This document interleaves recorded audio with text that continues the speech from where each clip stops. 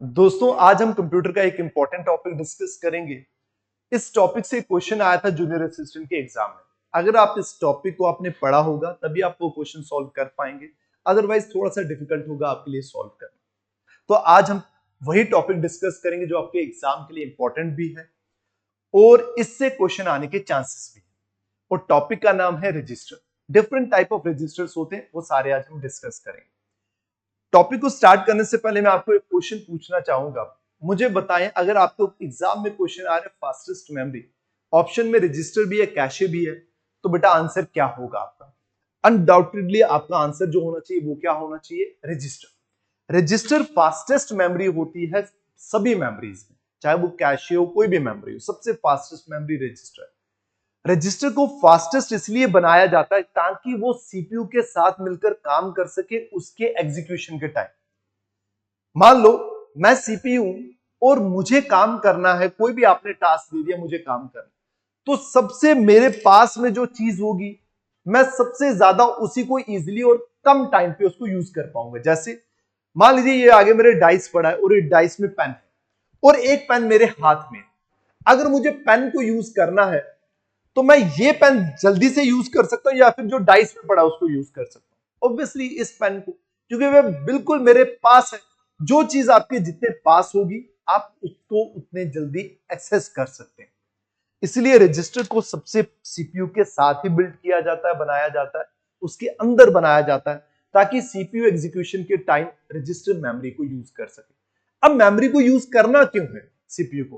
क्योंकि सीपीयू को काम करना है डेटा, और डेटा को होल्ड करना, इंस्ट्रक्शंस को होल्ड करना, उस एड्रेस को होल्ड करना, रिजल्ट्स को होल्ड करना, ये सारे काम करना सीपीयू ने एक एग्जीक्यूशन, एक इंस्ट्रक्शन सेल में वो सारे काम करेगा।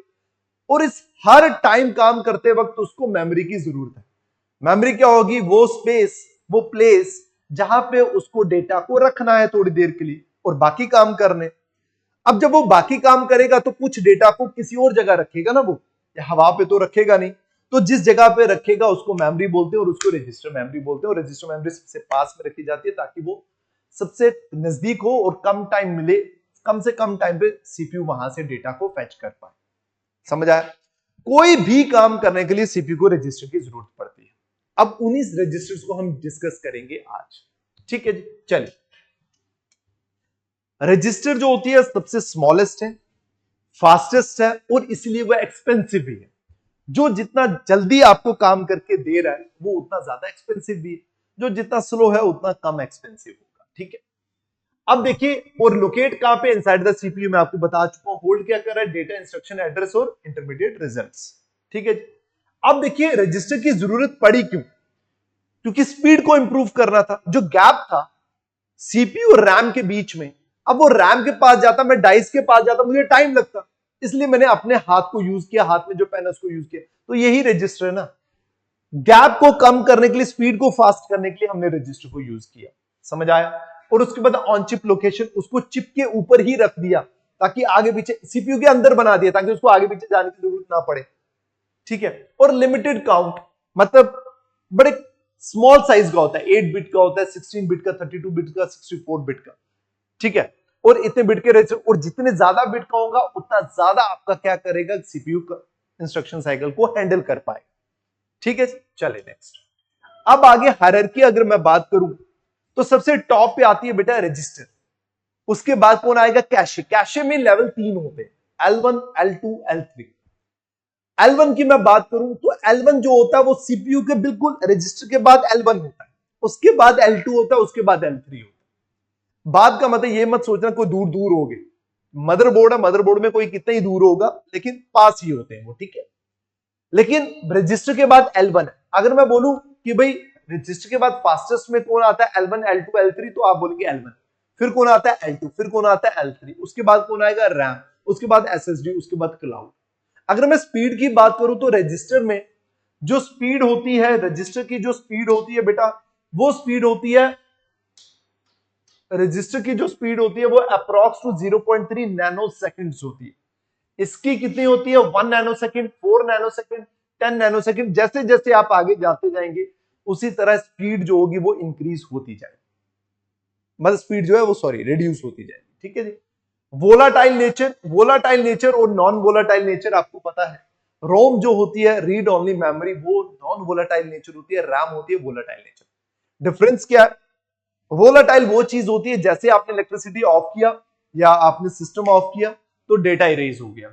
तो ये सारे के सारे क्या है बेटा, चारों के चार क्या है ये, 1 2 3 4 पांचों के पांच के ये वोलाटाइल है। नॉन वोलाटाइल कौन है? एसएसडी और क्लाउड, जिसमें डेटा आपका परमानेंटली स्टोर रहता है। चले नेक्स्ट, ठीक है। शॉर्ट में बता रहा हूं, ज्यादा डिटेल में भी नहीं जाऊंगा मैं। 8 तरीके के 8 टाइप्स ऑफ रजिस्टर्स होते हैं। सारों को हम वन बाय वन डिस्कस करेंगे, जो आपके लिए इंपॉर्टेंट है एग्जाम के लिए मैं वही डिस्कस करूंगा, ठीक है। एमएआर मेमोरी एड्रेस रजिस्टर, सबसे पहले यही डिस्कस करते हैं, स्टार्ट करते हैं। मेमोरी एड्रेस रजिस्टर का मतलब है, अब सीपीयू ने जिस डेटा के ऊपर काम करना है, जिस डेटा को फेच करना है, डिकोड करना है, एग्जीक्यूट करना है, प्रोसेस करना है, उस डेटा का जो एड्रेस होगा वो सबसे पहले आकर कहां पर रखा जाएगा? Memory address register. अब देखो ना, जो भी डेटा है वो किसी ना किसी तो एड्रेस पे होगा, जाहिर सी बात। मान लो आपने अगर मुझे मिलना है या मैंने आपको मिलना है, तो हम सबका एक अपना अपना एड्रेस है। मुझे आपका एड्रेस पता होगा तभी तो जाकर मैं आपको मिल पाऊंगा। अब सीपीयू ने जिस डेटा पे काम कर रहा है उस डेटा का एड्रेस पता होगा तभी तो उस डेटा का ऊपर वो काम कर पाएगा। तो उस डेटा, वो जो डेटा है, वो डेटा किस मेमोरी, उस किस एड्रेस में है, वो एड्रेस जो सबसे पहले सीपीयू लाकर कहां पे रखेगा? रखेगा मेमोरी एड्रेस रजिस्टर में। अपने पास नहीं, उसका अपना काम क्या है? सीपीयू का अपना काम क्या होता है? ऑपरेशंस करना, ठीक है। वो तो प्रोसेस करेगा चीजों को, बट वो डेटा को आकर रखेगा कहां पे? रजिस्टर पे। Memory address register, MAR holds the memory address the CPU wants to access. जिसको वो एक्सेस करना चाहता है उस डेटा का जो एड्रेस होगा वो कहां पे रखा जाएगा? मेमोरी एड्रेस रजिस्टर में रखा जाएगा। सीपीयू एमएआर में रखेगा, फिर उसके बाद एड्रेस बस के थ्रू, यहां पे एड्रेस बस के थ्रू, मतलब एमआर से फिर क्या होगा? जो सीपीयू ने एड्रेस लाकर रखा है ना एमएआर में, मतलब मान लो आप एग्जांपल तौर पे मान लीजिए सीपीयू ने रखा कि 1000 की जो एड्रेस है, 1000 एड्रेस है, मतलब उस एड्रेस का ये नाम है 1000, ठीक है। यहां पे वो डेटा पड़ा हुआ है, सीपीयू ने आकर ये एड्रेस कहां पे रखा? यहां पे रखा। अब ये क्या करेगा? ये एड्रेस कहां पे रखेगा? एड्रेस बस पे रखेगा। एड्रेस बस का क्या काम होता है? एड्रेस को लेकर जाना एक जगह से दूसरी जगह को। वो एड्रेस बस कहां पे जाएगी? रैम पे, फिर रैम से दोबारा कहां पे आ जाएगी? एमएआर में, और फिर सीपीयू पे डेटा, सॉरी, ये जाएगा रैम पे और रैम से डेटा को लाएगा। क्योंकि ये इसका काम क्या है? एड्रेस बताना कि भाई रैम के इस एड्रेस पे जो डेटा पड़ा हुआ है उस डेटा को लाया जाए सीपीयू के पास। सीपीयू ने उस डेटा के ऊपर काम करना, ठीक है जी। अब चलते हैं नेक्स्ट।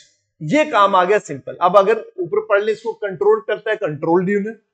वन वे सीपीयू, मतलब सीपीयू से रैम की तरफ एड्रेस जाएगा, वापस कैसे आएगा? उस एड्रेस का डेटा वापस आएगा, एड्रेस वापस नहीं आएगा। उस एड्रेस में जो डेटा पड़ा है वो डेटा वापस आएगा, बट वो डेटा आएगा कैसे? डेटा बस के थ्रू, ठीक है।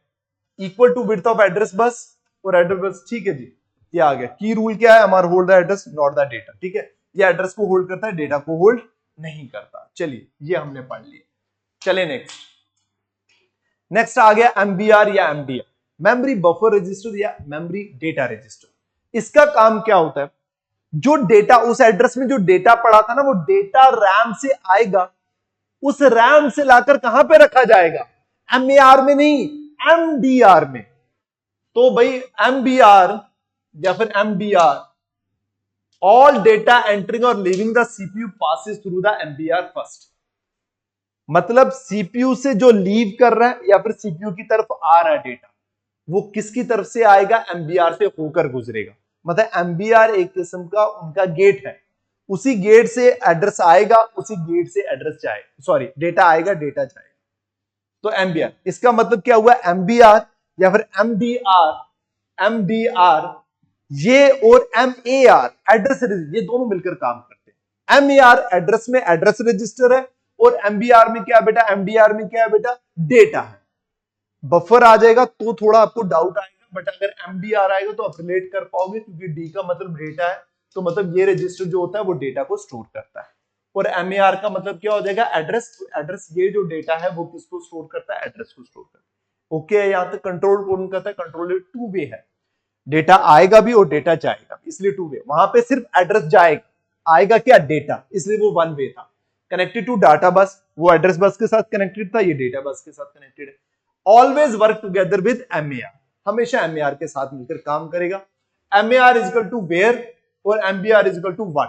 ठीक है, एमएआर जो है वह डेटा कहां पे है और एमबीआर क्या है? किस डेटा पे काम करना। चलिए जी नेक्स्ट, प्रोग्राम काउंटर। अब देखिए प्रोग्राम काउंटर में आपको सिंपल समझाता हूं।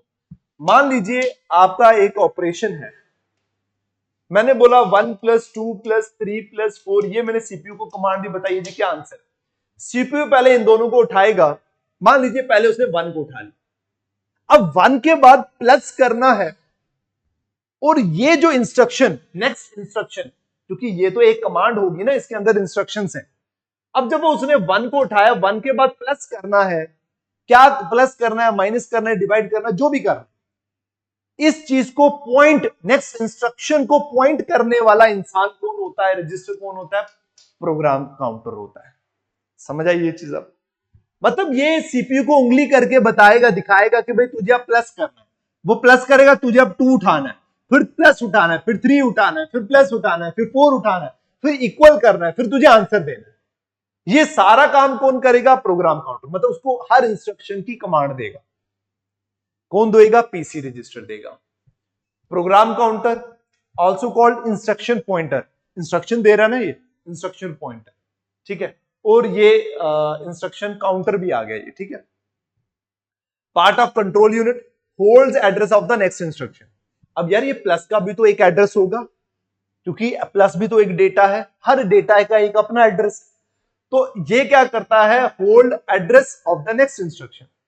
पीसीबी एड्रेस होल्ड करता है, बट किसका? नेक्स्ट इंस्ट्रक्शन का। एमएआर क्या कर रहा था? जो एग्जीक्यूट होने वाली है उस इंस्ट्रक्शन का, उस डेटा का एड्रेस होल्ड करता है। ठीक है, auto increment after each fetch, जैसे प्लस हो गया खुद ब खुद इंक्रीमेंट, ऑटोमेटिक इंक्रीमेंट हो जाएगा, +1 हो जाएगा, नेक्स्ट में चला जाएगा, भाई अब तुझे 2 उठाना है, उसको कोई नहीं बताएगा, वो ऑटोमेटिकली इंक्रीमेंट होगा।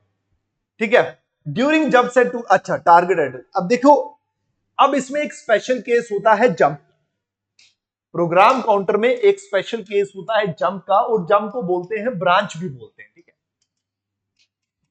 देखिए इसमें अभी बोला इन्होंने ऑटो इंक्रीमेंट, मतलब खुद ब खुद +1 आगे आगे आगे आगे चलता है। बट जंप केस क्या है? आपको कोई ऐसी कमांड देनी है जिसमें नेक्स्ट स्टेप नहीं चाहिए, रैंडमली कोई और नंबर उठाना है आपको, रैंडमली कोई और चीज उठानी है आपको, तब ये जंप का काम आता है, तब ये स्पेशल केस में ये काम करता है। तब क्या करेगा ये जंप? अब 1 + 2 हो गया, बट इसको अब नेक्स्ट प्लस नहीं उठाना, रैंडमली कोई और चीज उठाकर लानी है, तो ये जंप के केस पे काम करेगा, या ब्रांच हो गया। ठीक है जी, ये यहां पे इसकी आपको जरूरत नहीं है, साथ में आ गया, छोड़ दीजिए इसको। ठीक है जी, समझ आ गया। Always 1 step ahead, jump sets PC to target, PC is the control unit not the ALU.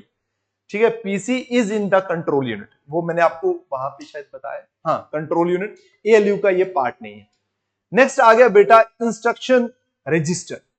अब यहां पे देखिए, IR holds the current instruction being decoded now. अब आईआर क्या करता है? जो करंट इंस्ट्रक्शन चल रही है ना, उसको होल्ड करता है, जिसको वो डिकोड करने वाले हैं उस इंस्ट्रक्शन को वो होल्ड करता है। It contains opcode. अब देखिए इंस्ट्रक्शन में क्या होने वाला है, नेक्स्ट इंस्ट्रक्शन में क्या होने वाला है, जो पीसी था वो address of the next instruction था। देखिए ध्यान से देखिएगा, hold address of the next instruction, but IR क्या कर, अब ये पता नहीं आपको छोटा ना दिखे, आईआर क्या कर रहा है? Hold the current instruction, decode now. जो जिस इंस्ट्रक्शन पे अभी काम होने वाला ना, डिकोड होने वाली है उस पे, उसका एड्रेस होल्ड करता है, उसको होल्ड करता है। इट कंटेन्स ऑपकोड का मतलब होता है ऑपरेशन कोड, क्या क्या ऑपरेशन होने लगे, प्लस होने लगा, माइनस होने लगा, मल्टीप्लाई, डिवाइड, कुछ भी। ठीक, व्हाट टू डू, क्या करना है? प्लस ऑपरेंड, ऑपरेंड कौन सा है? वो जो डेटा जिनके ऊपर, मतलब 1 + 2 में ऑपरेंड हो गया 1 और 2, और ऑपरेशन कोड हो गया प्लस। इन दोनों का जो करंट इंस्ट्रक्शन है ना, वो जो इंस्ट्रक्शन है उसको होल्ड कौन करता है? Instruction register. समझ आया? PC points ahead, IR holds what CU is working on. Program counter next instruction के ऊपर उसका एड्रेस होल्ड करता है, बट ये करंट इंस्ट्रक्शन का करता है कि भाई तुझे अब ये करना है, ये करना है, तुझे प्लस करना है, इन दोनों को डेटा को प्लस करना है, उसके बाद भाई तुझे अगला काम ये करना है। दोनों बिल्कुल क्लोज हैं, थोड़ा ध्यान से समझिएगा, ठीक है। अब आ गया एक्यूमुलेटर। एक्यूमुलेटर का काम क्या हो गया? Located in ALU. अभी तक जितना आप पढ़ रहे थे ऊपर से एमएआर, एमडीआर, पीसी, आईआर, ये सारे के सारे कौन कंट्रोल कर रहा था? कंट्रोल यूनिट कर रहा था। बट एक्यूमुलेटर को कौन? Located in ALU, not control unit, ठीक है। ये इंपॉर्टेंट होते हैं, कभी कभार कोई भी क्वेश्चन कहीं से भी आ सकता है, ठीक है। Stores intermediate result of ALU operation. मान लीजिए वही सेम चीज आ गई, 1 + 2 + 3 + 4, 1 + 2 = 3 हुआ। 3 कहां पे रखा? एक्यूमुलेटर पे रखा। फिर अगला ऑपरेशन क्या हुआ? 3 + 4 क्या हुआ? 7। 7 कहां पे रखा? एक्यूमुलेटर पे रखा। एक्यूमुलेटर क्या करता है? जो इंटरमीडिएट रिजल्ट्स होते हैं, एएलयू जो एएलयू की अर्थमेटिक लॉजिक, वो जो भी काम कर रहा है उसके जो इंटरमीडिएट रिजल्ट आ रहे, वो रिजल्ट, वो डेटा कहां पे रखा जा रहा है? एक्यूमुलेटर में रखा जा रहा है, ठीक है। All ALU calculation result goes to ACC. First operand after comes from accumulator. Accumulator stores intermediate result of every ALU operation. It is in the ALU, not CU. Every arithmetic step result goes to accumulator first. Simple. इन चीजों को याद रखिए, ये बहुत important है, ठीक है। बीच में आपको कुछ कुछ इंपॉर्टेंट पॉइंट्स मैंने रखे हुए, कंट्रोल बाय जैसे कंट्रोल यूनिट, एएलयू, ये चीजें याद रखिए, ठीक है। अब आ गया प्रोग्राम स्टेटस वर्ड या फिर फ्लैग रजिस्टर बोलते हैं इसको, ठीक है। स्टेटस रजिस्टर भी बोलते हैं, फ्लैग रजिस्टर भी बोलते हैं इसको, ठीक है। अब देखिए प्रोग्राम स्टेटस वर्ड क्या है ये, या फिर फ्लैग रजिस्टर। अब देखिए डिफरेंट फ्लैग्स होते हैं, और ये जो हर फ्लैग है ये 1 बिट का होता है, सिंगल बिट का होता है, जैसे 0 flag, carry flag, sign flag, overflow flag, parity flag. अब देखिए each bit is equal to 1 condition flag. हर बिट जो है वो क्या कर रही है, मतलब फ्लैग जैसे होता है ना, ग्रीन फ्लैग, रेड फ्लैग। जैसे इसको और सिंपल करके अगर मैं बताऊं कि हमारी जैसी बाइक होती है ना, बाइक के जो मीटर होता है उसमें अलग अलग इंस्ट्रक्शंस होती है, फ्लैग होता है, जैसे फ्यूल का होता है, डिस्टेंस का होता है, ठीक है, उसके बाद स्पीड का होता है। तो ये सारी जो चीजें होती हैं ये हमें बता रही होती हैं। जैसे फ्यूल का मतलब मान लो सबसे रिलेट कर रहा है फ्यूल का, फ्यूल की जैसे वो जो लाइन होती है वो ब्लिंक करना शुरू हो जाती है, हमें पता चल जाता है भाई ये फ्लैग है, अब हमारा फ्यूल जो है वो एम्प्टी होने लगा है, अब इसको रिफिल करवाया जाए। उसी तरह का ये फ्लैग देता है सीपीयू को, भाई ये काम गलत हो गया, तू अब इसको ध्यान से कर, ये कर, वो कर। ये सारी इंस्ट्रक्शन कौन देता है? प्रोग्राम स्टेटस वर्ड देता है। स्टेटस बताता है उसको कि भाई स्टेटस क्या है, जो भी एग्जीक्यूशन चल रही है उसका स्टेटस क्या है। जैसे अब ये मैंने बोला ईच बिट, हर बिट 1 कंडीशन फ्लैग, मतलब ये भी 1 बिट का, 1 बिट का, 1 बिट का, 1 बिट का। Used by control unit for condition branch decision, conditional branch decisions, ठीक है। Without PSW know if loop possible, ठीक है। अब देखो जैसे ये आ गया इंडिविजुअल फ्लैग्स इन पीएसडब्ल्यू। 0 फ्लैग का मतलब क्या हुआ? आपने कमांड है 10 - 10 = 0, तो z जो 0 फ्लैग हो जाएगा वो क्या हो जाएगा? 1। Result of last ALU operation = 0। अगर जो भी एएलयू का ऑपरेशन 0 आ गया, इसका मतलब क्या हो गया? अगर 0 का मतलब इक्वल हो गया, इसका मतलब क्या हो जाएगा बेटा? आपका 0 फ्लैग क्या हो जाएगा? 1 हो जाएगा। कैरी फ्लैग क्या हो गया? मान लो अगर जो बिट है वहां पे जितने भी बिट्स हैं वो बिट सारी की सारी कंज्यूम होगी। 8 बिट का है तो आपका जो रिजल्ट आया वो 9 बिट का है। 8 बिट कंज्यूम होगी, एक कैरी बच गया, तो इसका मतलब वो बता देगा कि आपका कैरी 1 मतलब ओवरफ्लो आ गया। ये एक carry out from MSB upward, मतलब एक एक्स्ट्रा बिट आ गई है जो उस मेमोरी में स्टोर नहीं हो रही। साइन फ्लैग अगर माइनस है प्लस है वो आपको शो करेगा। Overflow flag 127 + 1 = 0 = 1। ओवरफ्लो फ्लैग ये आ जाएगा। सिंपल पैरिटी फ्लैग 4 1 0, ये ठीक है। ये अगर आप पढ़िए इवन नंबर पैरिटी में क्या आ जाएगा कि भाई अगर आपका इवन नंबर ऑफ बिट्स होंगी, जैसे 1 अगर इवन नंबर में आ गया तो 1 शो करेगा, उसी तरह ये आ जाएगा, ठीक है। तो आप इसको याद रखिए पीएसडब्ल्यू को कि ये जो होता है ये कंडीशनल, मतलब ये स्टेटस फ्लैग है, ये आपका उस प्रोग्राम का स्टेटस बताएगा कि भाई 0, sign flag, overflow, parity flag, उस प्रोग्राम का एक स्टेटस जो बताता है वो कौन बताता है, पीएसडब्ल्यू बताता है। ठीक है जी, चले नेक्स्ट, एसपी स्टैक पॉइंटर। ठीक है जी, अब देखिए स्टैक क्या होता है। स्टैक का एक हमें पता है कि एक अगर बेटा मान लीजिए एक कोई भी कॉलम में पाइप है, ठीक है, हम ऊपर से बॉल डाल रहे हैं, वो एक स्टैक बन रहा है। अब जो सबसे लास्ट में बॉल डालेंगे, अब स्टैक का ये इस पे काम करता है कि लास्ट इन फर्स्ट आउट, जो सबसे लास्ट में बॉल आएगा उसको ही हम सबसे पहले निकालेंगे, मतलब जो भी काम होगा उसी पे होगा। तो स्टैक पॉइंटर क्या करता है, जो सबसे टॉप वाला डेटा होता है ना उसका एड्रेस वो अपने पास रखता है। पढ़ते हैं, controlled unit located in controlled unit holds address of top of stack in RAM.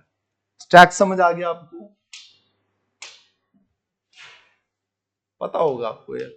ये मान लीजिए ये डेटा, ये हमने डेटा डाला, पहला यहां पे आया, दूसरा यहां पे आया, तीसरा यहां पे आया, चौथा यहां पे आया, पांचवा यहां पे। अब ये जो टॉप वाला ना, अगर आप यहां से डेटा को एग्जीक्यूट निकालोगे, काम करोगे, सबसे पहला यही डेटा बाहर आएगा।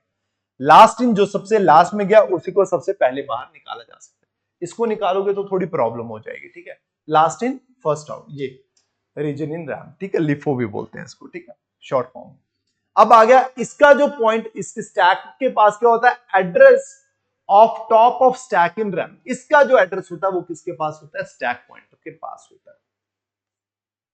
एक पुश होता है, पुश होगा डालना, और पॉप हो गया निकालना। ठीक है जी, डेटा रिटर्न और एसपी डेटा रिटर्न, और ये डेटा रीड हो जाएगा। ठीक है, जैसे आप यहां पे डालोगे डेटा रिटर्न होगा, और जब बाहर निकालोगे पॉप, डेटा रीड हो जाएगा। Used for function calls, address और लोकल वार्स। ठीक है जी, चलिए बस इतना ही है। ये भी स्टैक पॉइंटर का याद रखिए, SP hold the address of the top of the stack is LIFO, push decrements SP first, then writes POP reads first and then increment SP. ठीक है, स्टैक पॉइंटर। अब आ गया बेटा index register and base register. ठीक है जी, index and base register. अब देखिए बेटा इंडेक्स रजिस्टर क्या हो गया। अब मान लीजिए आपने क्या करना है, इसको मैं एग्जांपल से पहले आपको समझाता हूं। मतलब मान लिया आपका एक आइडेंटिकल अपार्टमेंट्स है, आइडेंटिकल अपार्टमेंट्स है, एक ही जैसे अपार्टमेंट्स है। ठीक है, अब आपको अपार्टमेंट फाइंड करना है। फाइंड क्या करना है आपको, मान लीजिए आपको 5वें 5th फ्लोर के अपार्टमेंट को फाइंड करना है। तो आपने क्या मान लिया, इस अपार्टमेंट का जो बेस है, जो बेस है, उस बेस अपार्टमेंट को आपने बोल दिया लेवल क्या हो गया बेटा उसका 0। लेवल क्या हो गया बेटा इसका 0। बेस वाले अपार्टमेंट को आपने 0 बोल दिया। तो अब अगर आप 5th वाले अपार्टमेंट में जाओगे तो क्या करोगे, base plus 5 is equal to क्या आ जाएगा 5। तो डायरेक्टली आप 5th अपार्टमेंट को फाइंड कर जाओगे। ठीक है, ये अभी मैंने नॉर्मली समझाया, देखते हैं यहां से। ठीक है, होल्ड्स ऑफसेट इंडेक्स वैल्यू, वही जैसे अपार्टमेंट 5 है उस वैल्यू को होल्ड करता है, और होल्ड बेस एड्रेस, मतलब वो जो अपार्टमेंट बिल्डिंग्स थी सारी, जो उसका बेस एड्रेस है उसको कौन होल्ड करता है, बेस रजिस्टर। और इंडेक्स रजिस्टर जिस अपार्टमेंट को आपने फाइंड करना है। इफेक्टिव एड्रेस कौन सा हो जाएगा, base address plus index address, index register, base register plus index register. तो आपको क्या मिल जाएगा, इफेक्टिव एड्रेस जिस एड्रेस पे आपने जाना। Together they enable efficient array access. ठीक है जी, और इस कोड को छोड़ दीजिए। इंडेक्स रजिस्टर होल्ड्स ऑफसेट या फिर index BR holds base address, effective address वही सेम चीज इन्होंने बोली है। तो इसको सिंपल वे में अगर आप समझना चाहते हो तो बस यही है जो मैंने आपको बताया। इन बेस रजिस्टर क्या हो जाएगा, उस अपार्टमेंट का एक बेस का जो, क्योंकि वो आइडेंटिकल है, सारे सेम है, तो उसका एक बेस रजिस्टर जो होगा उसका जो एड्रेस होगा वो बेस रजिस्टर में जाएगा। और इंडेक्स रजिस्टर में कौन सा जाएगा, जिस एड्रेस में आप जाना चाहते हैं। तो इफेक्टिव एड्रेस कैसे आपको पता चलेगा, base address plus index address, index register. ठीक है जी, अब ये आपके यहां तक आपके 8 पूरे कंप्लीट हो जाते हैं। अब यहां पर अगर मैं बात करूं which register holds address of next register instructions, तो मैं अगर यहां पे इसको हाइड करूंगा तो बेटा आप अपने एंड से पहले इन क्वेश्चंस को आंसर करते रहिएगा। Which register holds current instruction connected to address, ये सारे आपने आंसर करने 1 by 1। ठीक है जी, ये ट्रिक है, ये मैं अटैच कर दूंगा अपनी वीडियो के साथ, आप एक बार देख लेना, आपको याद हो जाएगा ये। अच्छा ये मेमोरी, ठीक है, इसको याद करने का, बट याद हो जाएगा आपको आराम से। ठीक है जी, तो वीडियो थोड़ी लेंथी हो गई है, चलिए, बट आई होप मैंने थोड़ा शॉर्ट ही रखा था, इसको ज्यादा डिटेल में नहीं करवाया मैंने, जितना जो जो इंपॉर्टेंट था वो आपको मैंने बता दिया। ठीक है, अब मैं आपको बताता हूं जो आपको जो क्वेश्चन आया हुआ था।